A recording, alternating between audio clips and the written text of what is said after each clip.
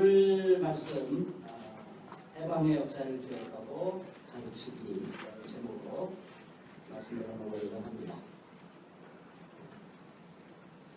지난 이제 벌써 일주일 지났네요. 외격 실천연대 총회가 있었습니다. 그 총회 시작할 때 장단회가 있었는데 제가 이제 사회를 보고 그리고 김문수 선생 우리 물 교수님 잘 알죠? 그분하고 주요구 목사님이라는 분을 모시고 같이 우리 시대의 종교개혁을 말한다 그런 제목으로 좋은 대화의 시간을 가졌습니다. 아마 우리 교회 왔을 때도 그런 얘기를 했던 기억이 나는데 우리 그 자리에서 김문수 선생님께서 이런 말을 했습니다. 교회에서 성경을 많이 가르치는데 앞으로는 좀 역사도 좀 많이 가르쳤으면 좋겠다 그런 얘기를 했습니다. 굉장히 중요한 제안이라고 생각을 합니다. 역사는 사실 우리 다 중고등학교 다닐 때 역사 공부했습니다만 삶의 모든 분야를 항상 낙마하게 되어 있습니다. 정치, 경제, 사회, 문화 모든 영역에서 과거에 어떠한 중요한 일이 있었는가 하는 것을 기록하는 것 그것이 바로 역사입니다. 그리고 해석하는 것이죠. 그래서 역사 공부를 열심히 하다 보면 자기도 모르는 사이에 삶을 바라보는 우리의 시야가 넓어지고 또 깊어지게 되는 것입니다. 그 부수효과가 뭐냐면 이 세상을 바라보는 눈이 넓어지고 깊어지면 성경 이야기를 읽을 때 그 성경을 이해하는 눈도 넓어지고 깊어진다는 부수적인 효과가 거기에 있습니다. 그래서 저는 교회에서 역사 공부 열심히 하는 거 굉장히 중요하다고 저는 생각을 하고 있습니다. 역사 공부를 열심히 하고 성경을 읽으면 평소에 눈에 잘 안 들어왔던 구절들이 눈에 팍팍 들어옵니다. 평소에 내 가슴을 뜨겁게 하지 않았던 이야기들이 내 가슴을 흔들어대는 것을 경험하게 되는 것이죠. 그리고 또 하나 중요한 것은 역사 공부를 잘 하다 보면 오늘을 이해하는 눈도 열리게 됩니다. 제가 이렇게 인터넷 신문을 이렇게 서핑하다가 한 문구가 저에게 딱 들어온 게 있었습니다. 역사를 알아야 현재를 구한다. 이게 한겨레 신문에서 독자시민 특감을 광고하는 문구더라고요. 저는 굉장히 중요한 문구라고 생각합니다. 역사를 알아야 현재를 구한다. 네, 과거 역사를 잘 알아야 오늘을 정확히 분석하고 평가할 수 있는 눈을 갖게 되고요. 그래서 새로운 미래를 만들어갈 수 있는 꿈을 품게 되는 것입니다. 오늘의 한국교회 그리고 우리 한국 사회를 구하려면 역사 공부 열심히 해야 해요. 그런데 오늘 읽어드린 이 본문 참 이게 흥미롭게도 오늘 이 말씀이 우리에게 하나님의 백성들에게 그리스도인들에게 역사를 공부하고 가르치는 것이 얼마나 중요한가 하는 것을 오늘 강조해 주고 있습니다. 하나님께서 모세를 통해서 히브리 노예를 애굽의 바로의 억압적 통치에서 해방시킨 역사 그것을 늘 기억하고 오고 오는 후손들에게 그 역사를 가르쳐라 라고 말씀하고 계십니다. 이는 오늘 그리스도인에게까지 매우 중요한 의미를 갖고 있습니다. 그건 모세에게는 옛날 얘기니까 오늘 그리스도에게는 별 의미가 없어. 이렇게 생각하면 절대 오산입니다. 최근에 마가복음을 우리 수요일날 우리 성도님들과 함께 공부하면서 변화선상의 이야기가 그렇게 새롭게 다가오더라고요. 예수님께서 변화선상에서 놀랍게 변화되었을 때 두 분의 동반자가 있었습니다. 한 분은 누구죠? 한 분은 모세, 한 분은 엘리야입니다. 뭘 뜻할까요? 그래서 모세와 엘리야가 예수님과 함께 깊은 대화를 나눴습니다. 아주 친밀한 대화를 나눴던 것이죠. 누가복음에 보면 예수님의 죽음에 대해서 그 죽음이 헬라어로 엑소도스입니다. 엑소도스에 대해서 출애굽에 대해서 탈출, 해방에 대해서 얘기를 했다. 이렇게 나와 있습니다. 그러니까 예수님은 모세를 통해서 하나님께서 이루신 역사를 이어가면서 그것을 더 깊고 더 아름답게 더 넓게 완성시키기 위해서 오신 분이다 하는 사실을 우리에게 가르쳐주고 있는 것입니다. 그래서 하나님께서 이 모세를 통해서 이스라엘 백성들에게 역사 공부 열심히 하라고 하는, 그리고 후손들에게 잘 가르치라는 마음은 오늘 우리들에게도, 그리스도를 믿는 오늘 우리에게도 굉장히 중요한 말씀으로 다가오고 있는 것입니다. 그래야 우리는 예수님의 삶, 예수님의 가르침, 예수님의 죽임당하심, 예수님의 부활이 담고 있는 진정한 뜻이 무엇인가 하는 것을 우리가 제대로 깨달아 알 수가 있는 것이고, 그 깨달음의 근거에서 바른 신앙으로 우리 교회를 세워나가고 우리 나라를 바로잡을 수가 있는 것입니다. 그래서 오늘 이 말씀을 두 말씀을 중심으로 해서 생각해 보려고 합니다. 이 날을 기억하십시오. 3절입니다. 당신들은 이집트에서 곧 당신들이 종살이하던 집에서 나온 이 날을 기억하십시오. 이렇게 되었어요. 두 번째 말씀은 무엇인지 기다려 보십시오. 이제 나옵니다. 첫 번째 말씀, 이 날을 기억하십시오 라는 제목으로 먼저 생각해 보려고 합니다. 소위 이 말씀은 무교절을 제정하는 말씀입니다. 왜냐하면 그 뒤에 보면 하나님께서 강한 손으로 거기에서 당신들을 이끌어내신 날이니 누룩을 넣은 빵을 먹어서는 안 됩니다. 누룩을 넣은 빵을 먹어서는 안 됩니다. 누룩 없는 빵, 그것이 무교병이고, 그 무교병을 일주일 내내 먹는 절기, 그것이 바로 무교절입니다. 그래서 무교절을 제정한 목적이 뭐냐? 그것은 바로 당신들을 이집트에서 고 당신들이 종살이하던 집에서 나온 이 날을 기억하십시오. 기억하라고 그 무교절을 제정해 주시는 것입니다. 그것은 하나님께서 이미 모세를 통해서 12장에서 모세에게 말씀하신 바입니다. 한 번은 하나님의 말씀으로, 오늘 본문은 모세의 말씀으로 비슷한 얘기를 우리가 두 번 듣습니다. 똑같은 얘기 여러분 두 번 들으면 지루하죠. 제가 빨리 은퇴하는 거, 퇴임하려고 하는 것도 의미가 깊습니다. 지루해요. 똑같은 말을 계속 들으면. 그런데 이 똑같은 말이 사실은 강조법입니다. 여러분들, 저도 모르게 이렇게 막 설교하거나 어떤 대담을 하거나 누구랑 얘기하다 보면은 정말 강조하고 싶어하는 나도 모르는 사이에 한 번 더 하고 있더라고요. 한 번 더 하는 말을 두 번, 세 번 할 때가 있어요. 그러다 이제 꼰대 얘기를 있긴 합니다만. 어쨌든 강조하고 싶은 말은 자꾸 반복하게 되어 있습니다. 우리가 똑같은 말 들으면 좀 시작할 때다 뻔히 알면서도 이 출애굽기 저자는 한 번은 하나님 입으로, 한 번은 모세 입으로 똑같은 거의 비슷한 말을 반복해서 기록해주고 있어요. 그걸 봅니다. 강조법입니다. 이거는 정치, 밑줄을 그으라는 거예요. 밑줄을 긋고 잊지 말라는 하나님의 간절한 뜻이 거기에 담겨 있는 것이죠. 이 날을 기억하십시오. 이 날은 도대체 어떤 날입니까? 이집트에서 곧 당신들이 종살이하던 집에서 나온 이 날, 이렇게 얘기합니다. 주님께서 강한 손으로 거기에서 당신들을 이끌어내신 날, 이렇게 설명합니다. 그러니까 주님께서 히브리 노예들을 이집트의 그 억압적인 종살이에서 해방시켜 주신 날, 해방의 역사가 일어난 날입니다. 다른 성경적 용어로 말하면 야훼의 밤입니다. 그 소설도 있어요. 조정기 씨가 쓴 야훼의 밤이라는 소설도 있는데요. 제 선배이기도 합니다. 같은 선배단체. 12장 출애굽기 12장 42절. 그날 밤 여호와께서 그들을 이집트 땅에서 이끌어내시려고 밤새워 가며 지켜주셨으므로 이스라엘의 모든 백성은 대대로 야훼를 생각하며 이 밤을 세워야 하는 것입니다. 밤새우는 거 좋아하시죠? 여러분들 밤새우는 거 좋아하시는데 우리 밤을 세울 때 기억할 게 있습니다. 우리의 야훼, 우리의 주님께서 이스라엘 백성들을 그 억울한 노예 생활에서 해방시켜 주시기 위해서 밤새도록 하나님께서 이스라엘 백성들을 지켜주셨습니다.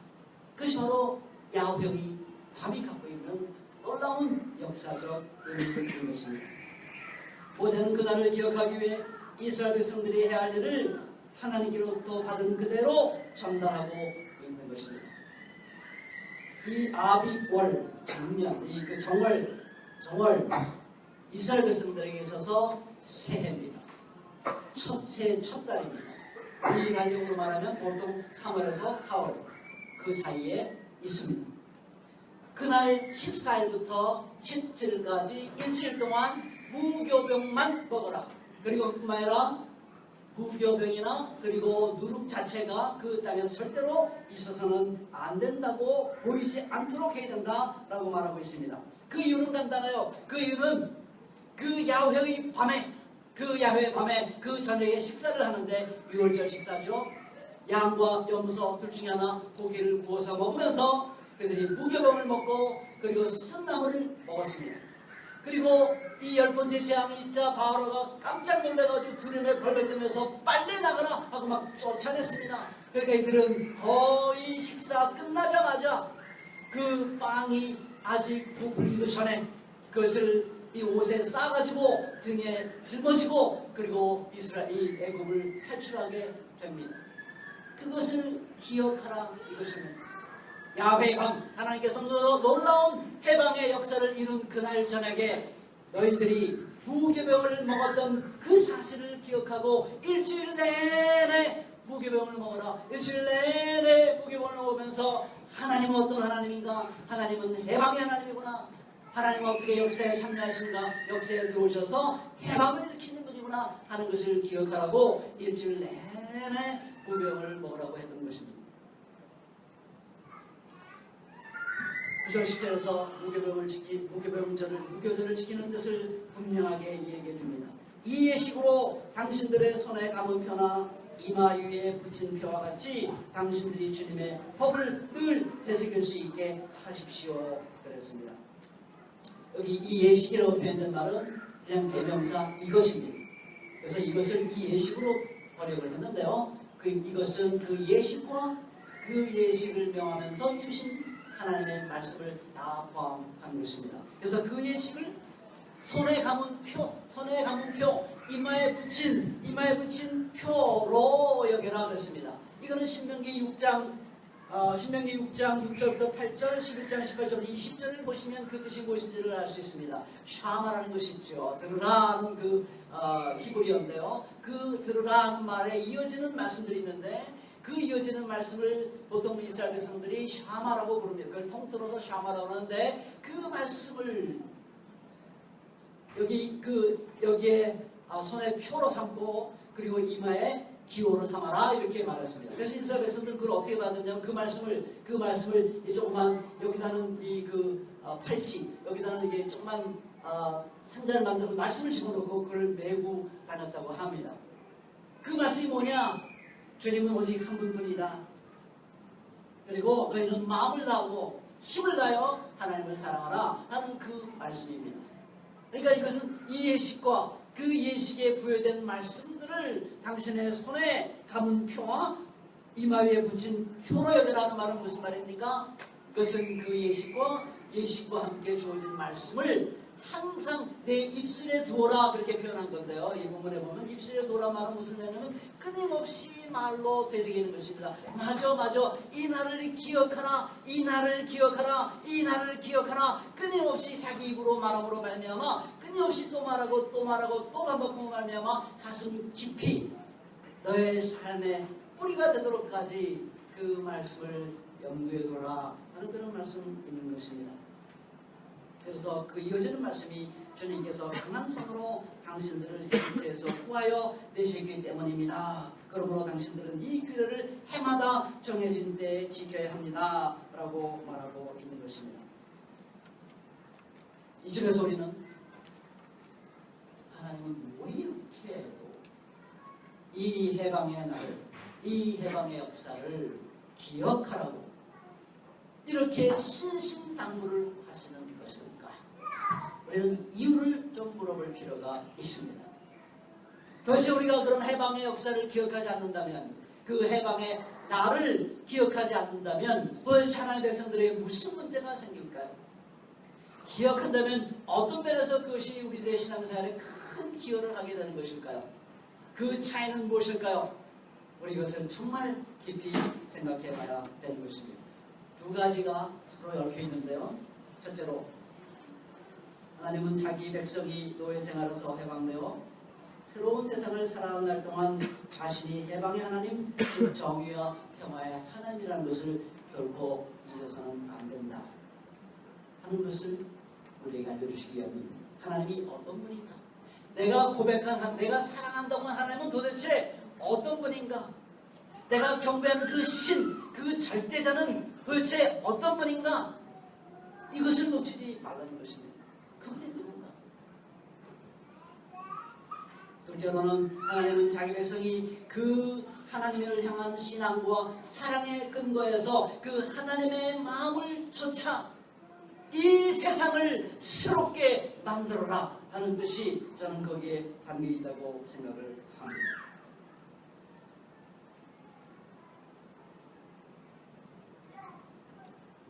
우리가 이 무교절을 정말 고맙게 생각을 해야 됩니다. 그리스도인들이 무교절을 더 이상 지킬 필요는 없습니다. 그러나 이 무교절에 담겨있는 신학적인 의미, 신앙적인 의미만큼은 우리 가슴속 깊이 새기고 또 새겨야 되는 것입니다. 최근에 어떤 분이 저한테 그런 얘기를 하더라고요.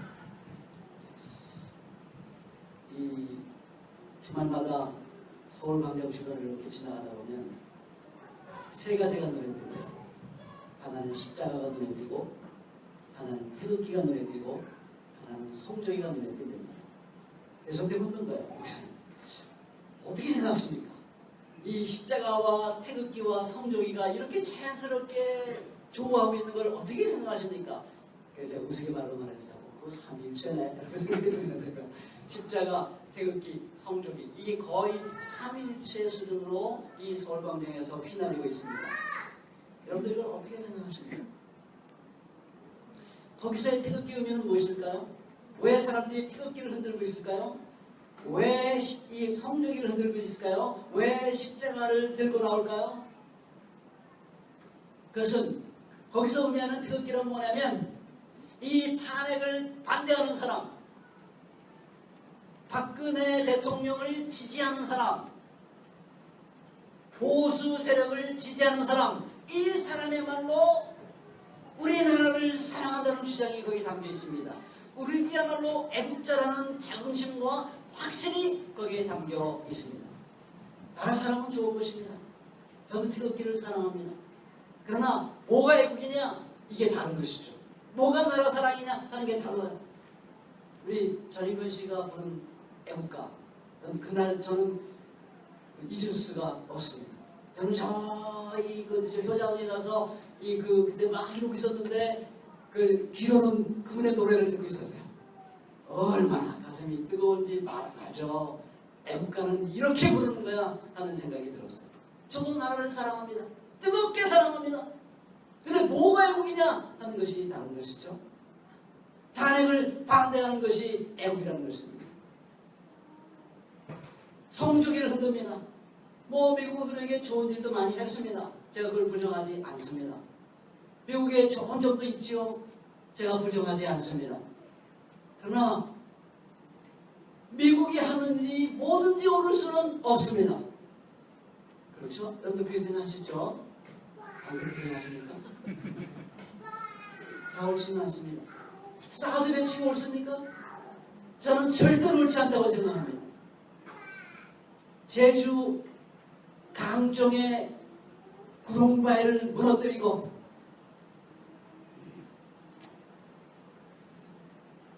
그 마을 사람들의 가슴에 못을 박으면서 해군기지를 세운 것, 저는 옳지 않다고 생각합니다.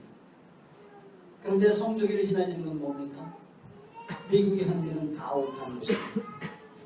미국을 받들어야 한국을 사랑하는 것이고 그것이 애국이라고 주장하고, 바로 그리스도인들은 바로 그렇게 나라를 사랑하고 그렇게 미국을 사랑해야 참된 그리스도인이라 주장하고 있는 것입니다. 근데 제가 슬픈 건 뭐냐면요, 촛불 집회에 가면은 목사들이 정말 인기가 없습니다. 알아주지를 않아요. 알아주지를 않아요. 목사라는 게, 저는 지금 퇴임하면 목사는 이 집을 없애버릴까 그런 생각이 좀 있습니다. 이게 아주 도움이 안 돼요. 전혀 도움이 안 돼요. 이 나라를 새롭게 하는데, 정의와 평화에 기든 나라를 만들어가는데 이 목사라는 직함이 도움이 안 돼요. 도움이 되지 않아요. 도움이. 근데 서울강단에 가면 도움이 됩니다. 거기서는 목사가 되고 갔습니다. 여러분, 이것이 오늘날 한국 사회와 한국 교회의 현실입니다. 제가 좀 너무 심하게 얘기했나요? 전부는 물론 아니겠죠. 대부분의 흐름이 그렇다고 했습니다. 그 모든 원인이 어디 있을까? 저는 바로 이 모세, 하나님이 직접 하신 말씀, 모세가 한 이 말을 우리가 잊었다고 생각합니다. 우리는 이렇게 생각해요. 예수님이 유월절 어린 양, 아까 나와요. 유월절 어린 양, 예수님이 유월절 어린 양을 죽었다. 그러니까 이 출애굽의 역사는 예수님의 죽으심으로 완성됐다. 그런데 그걸 어떻게 해석하냐면, 예수님께서 유월절 어린 양이 된 것은 우리 각 개인의 죄를 용서해 줬다는 것입니다. 그러니까 출애굽의 모든 역사도 우리 개인을 죄를 용서하고 치유한 사건으로 이해를 하는 것이에요. 그래서 바로는 그냥 사탄이고요. 그리고 억압당하고 노예생활하는 것은 죄 때문에 각 개인이 억압당하고 노예생활하고 있는 것이에요. 출애굽은 뭐냐? 각 개인을 그냥 개인의 죄에서 해방시켜주면 그게 출애굽이에요. 그러니까 출애굽 역사에 담겨있는 모든 정치적인 의미, 경제적인 의미, 사회적 의미, 문화적 의미는 어디론가 온데간데 없이 완전 증발돼서 없어져 버렸어요. 출애굽 역사는 온데간데 없어진 거예요. 그냥 예수님을 통해서 내 개인의 죄가 용서받으면 그것으로 출애굽에 대한 이해는 다 끝나버린 것입니다. 이거는 정말 한국교회가 반성해야 될 것입니다. 정말 못된 짓을 하고 있습니다. 정말 회개해야 됩니다. 한국교회가. 이거는 정말 우리가 뜨거운 가슴으로 한국교회를 향해서 외쳐야 됩니다. 예수님은 우리 개인의 죄를 용서하셨습니다. 만일 예수님께서 각 개인의 죄를 용서하시고 그 개인을 치유하신 역사가 없었다면 오늘의 저 박두구는 없었을 것이에요. 제가 오늘 이 자리에 목사로서 있는 것은 주님께서 나의 죄를 위해서 돌아가시고 나의 이 마른 한손, 나의 마른 한손이 뭘까요? 이 작은 피, 눈썹, 이 열등, 이럴 때 웃으셔야 됩니다. 열등감. 주님께서 나의 이 죄와 이 열등감을 용서하시고 치유하지 않았다면 오늘의 저는 여기 있지 않습니다. 저는 그래서 아까 은혜로다 은혜로다 찬송을 부르면요, 뭐 눈물 없이는 그런 노래를 부를 수가 없어요. 너무 고마워요. 아무런 자격이 없지만 그냥 용서해 주신 나의 주, 나의 하나님, 열등감에 찌들어 있는 나를 살려주신 나의 주님, 그 주님을 저는 배신할 수 없어요. 그 주님을 저는 너무나 사랑하고 너무나 좋아합니다. 진실로 믿고 사랑합니다. 그 주님이 없다면 저 박두구는 존재하지 않습니다. 그러나 주님의 사랑이 그것으로 끝납니까? 주님은 물론 사마리아 한 여인, 성적인 방황 속에 괴로운 그 여인을 씨름하면서 그 여인을 살렸어요. 삭개오, 그 시대를 배반하고 부와 부를 위해서 민족을 배반하고 역사를 배반한 그 한 사람을 살렸어요. 그리고 주님은 우리 한 사람을 살려내는 분입니다. 그러나 주님의 사랑의 역사가 거기서 끝납니까? 아닙니다. 주님은 안식일 체제, 그 성전 체제를 향하여 저항했습니다. 그 당시에 안식일 체제와 성전 체제는 로마 체제의 하위 체제입니다. 로마가 종교의 자유를 허락합니다. 그러면 유대교는 그 종교의 자유를 받습니다. 그리고 뭘 약속하냐면 로마 체제에 대해서는 절대로 정하지 않겠습니다 라고 약속을 하는 것입니다. 그래서 예수님께서 로마 체제의 하위 체제로, 그러니까 그 유대교 종교가 성전 있었고 회당 있었고 안식일 있었지만 로마 체제에 그대로 복속되어 있는 체제이기 때문에 그 유대교 체제가 이스라엘 백성들을 그렇게 괴롭힌 것입니다. 그렇게 가난한 사람이 많았고, 그렇게 병든 사람 많았고, 그렇게 귀신 들린 사람 많았어요. 유대교가 그들을 살리지 못했습니다. 왜? 로마 체제에 복속되어 있기 때문이었습니다. 그들이 정말 로마 체제에 저항하는 유대교였다면 그런 일은 있을 수 없습니다. 예수님은 거기에 저항한 것입니다. 오늘 친미 정권을 저항하면 그것은 곧 미국에 저항한 것입니다. 아마 미국은 그렇게 반드시 볼 것입니다. 예수님이 십자가에 처형당한 것은 당신이 단순히 정치법으로 오해를 받은 게 아닙니다. 오해를 받은 게 아니에요. 단순히 정말로 그는 십자가에 처형당한 말미암아 빌라도는 사실 실질적으로 모든 사람들에게 공포한 것입니다. 이놈은 로마 체제에 반역한 놈이고 로마 체제에 위협이 되는 존재다라고 십자가에 처형한 것입니다. 그래서 예수님이 유월절에 남이 되신 것이죠. 그것이 예수님의 죽음이 갖는 의미인 것입니다. 주님께서 우리를 위해서 유월절을 명일에 죽으신 것은 우리 개인의 죄뿐만 아니라 우리 민족의 죄, 역사의 죄, 정치의 죄, 모든 죄를 안고 가신 것이에요. 내가 너희들의 모든 죄를 통으로 내가 안고 가니 이 모든 죄를 역사의 죄까지 다 온몸으로 안고 가니 제발 돌이켜다오. 제발 너희들의 죄를 깨닫고 그래서 내가 너희를 용서하니까 그 죄를 깨닫고 나에게 좀 돌아와다오. 이게 주님께서 십자가 위에서 아버지 저들의 죄를 그냥 다 용서해 주세요. 저들을 몰라서 그러니까 돌이키게 해주세요. 다 이뤘다라고 말씀하셨습니다. 그건 뭘 의미합니까? 주님께서 우리 모든 인류의 죄를 그 십자가에서 해결하셨기 때문에 그리고 하나님이 그 이상 할 수 있는 게 없어요. 다 이뤘다는 말은 무슨 말인가 하면요, 하나님은 그 이상의 일을 할 수가 없어요. 정말입니다. 정말입니다. 우리 하나님은 죽는 거 외에는 더 할 게 없으신 분이에요. 그래서 불쌍하신 분이죠. 칼인한 분이죠. 네, 하나님은 그 이상 할 수 있는 게 없었어요. 예수님이 땅에서 죽는 거 외에 더 할 수 있는 게 없었어요. 그것만이 이 역사를 바꾸는 힘이라고 믿었기 때문입니다. 우리가 회개하고 우리가 돌이키고 주님께 돌아와서 새로운 역사를 만들어 가시는 유일한 길, 그건 주님께서 우리의 모든 죄를 지정하시고 그 대가를 내가 다 치를 테니까 돌이켜다. 이게 주님의 우리를 향하신 부탁인 것입니다. 우리는 이 역사를 잊지 말아야 됩니다. 우리는 이 역사를 잊지 말아야 됩니다. 이 주님의 당하심을, 성만찬을 우리가 기억하는 것은, 성만찬을 우리가 먹는 것은, 매 주일마다 애찬을 통해서 우리가 성찬을 나누는 것은 바로 이 주님께서 죽으심으로 말미암아 이 땅의 위대한 해방의 역사를 완성하시고 시작하신 날이라는 사실을 잊지 말게 하기 위함입니다.